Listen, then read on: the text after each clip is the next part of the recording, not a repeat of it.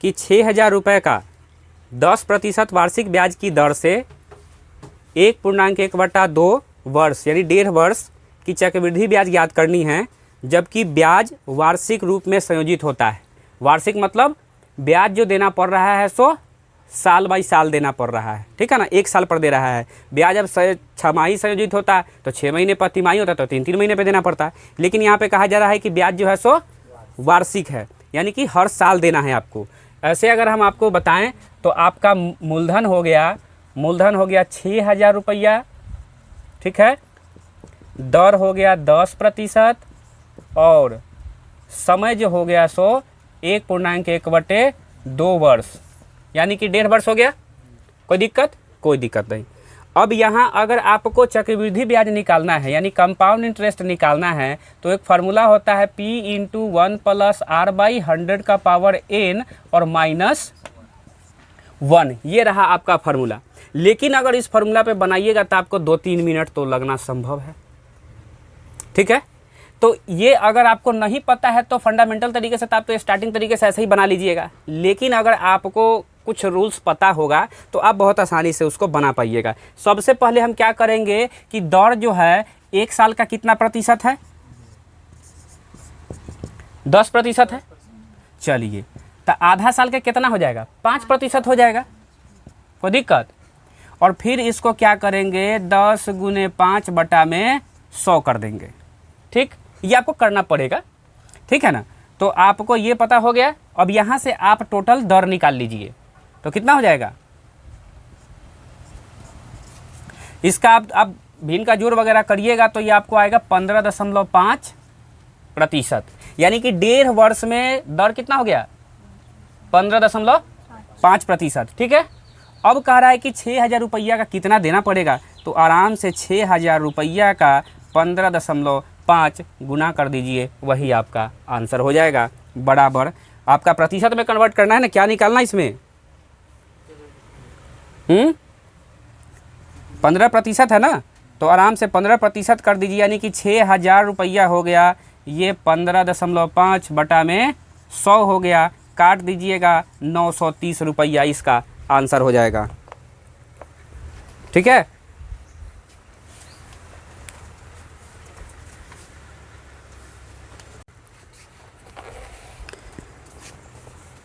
Question का पहले ही option दे दिए हैं। क्वेश्चन है सेम अभी जो पहले बनाया है उसी पर है कि अर्धवार्षिक रूप से संयोजन करने पर 12% की दर से 1 वर्ष के लिए 20,000 रुपये पर चक्रवृद्धि ब्याज क्या होगा।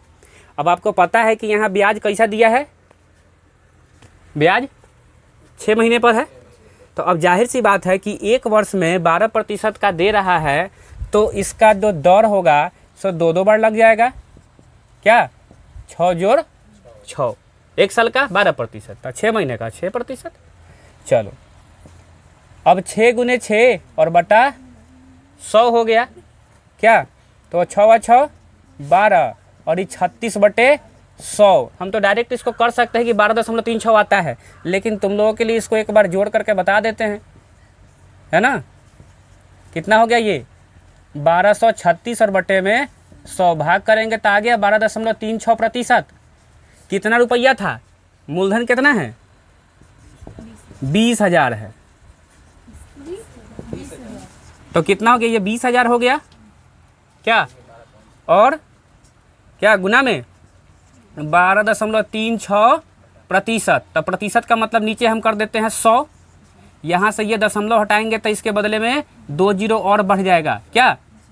अब देखो 4 जीरो इस पर, 4 जीरो इस पर, चारों जीरो से चारों जीरो कट गया।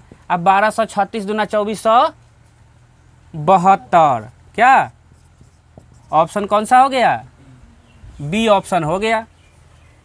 बात खत्म। इससे पहले बताया तो बोले हो कि काट के बताइए, तो काट दिए।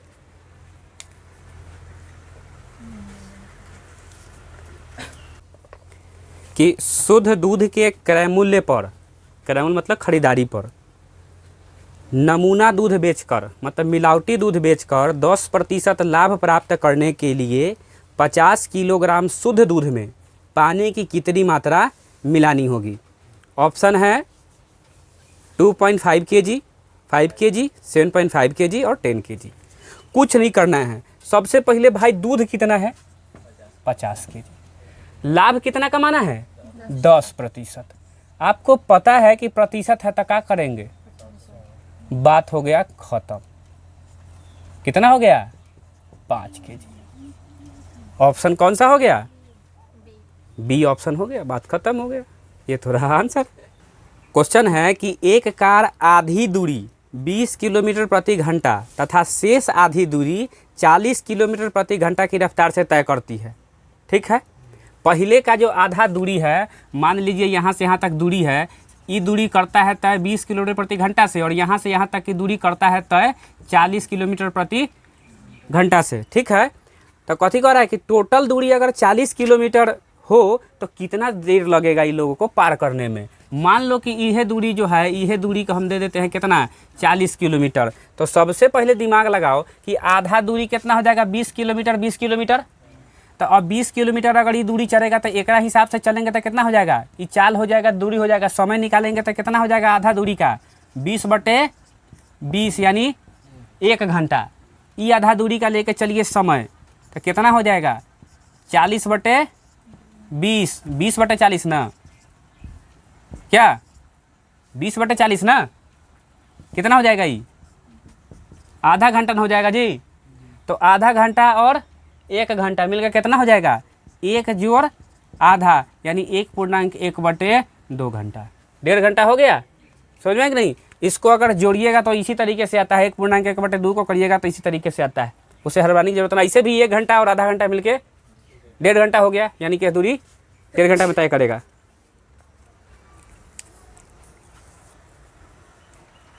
क्वेश्चन है कि किसी परीक्षा में बैठने वाले उम्मीदवारों में से 25% योग्यता प्राप्त नहीं कर सके, मतलब 25% जो है सो फेल हो गए।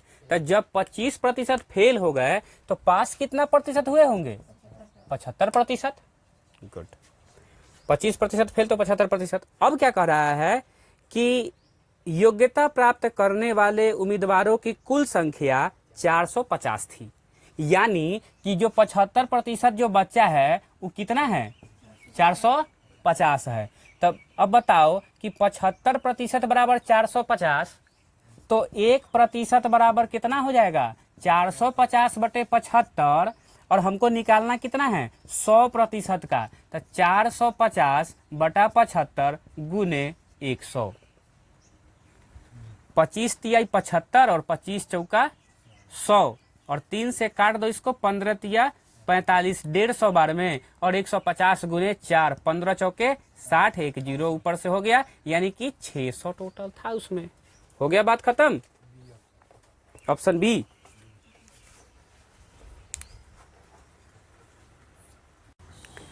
क्वेश्चन है कि किसी विद्यालय के 40% विद्यार्थी फुटबॉल और 50% विद्यार्थी क्रिकेट खेलते हैं। क्या? तो सबसे बड़ी चीज़ है कि यहाँ पे देखना है कि फुटबॉल कितना खेलता है। फुटबॉल खेलता है 40%, और कितना खेलता है? क्रिकेट खेलता है 50%। ठीक है, तो कुल मिला के खेलने वाला कितना है भाई? 90%, जो फुटबॉल और क्रिकेट दोनों खेलता है। ठीक है, दोनों मिला के। अब कह रहा है कि 18% कुछ नहीं खेलता है। ठीक है ना? तो नहीं खेलने वाला में कितना हो जाएगा? टोटल प्रतिशत 100 होता है, तो 100 में से कह रहा है कि 18% नहीं खेल रहा है, मतलब कितना हो जाएगा? ये 82% जो है खेलता है, यानी कि जो 90% है ना 82 है जी। अब देख लो कि तुम्हारा कह रहा है कि जे अब बताइए कि फुटबॉल और क्रिकेट दोनों को कितना प्रतिशत लड़का खेलता है। तो हमारा तो बच गया 82% ना।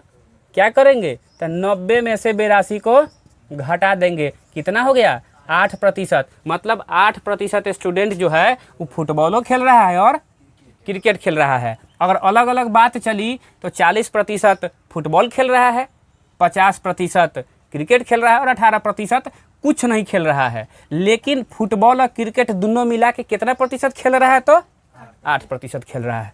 इस तरीके से बना लीजिएगा।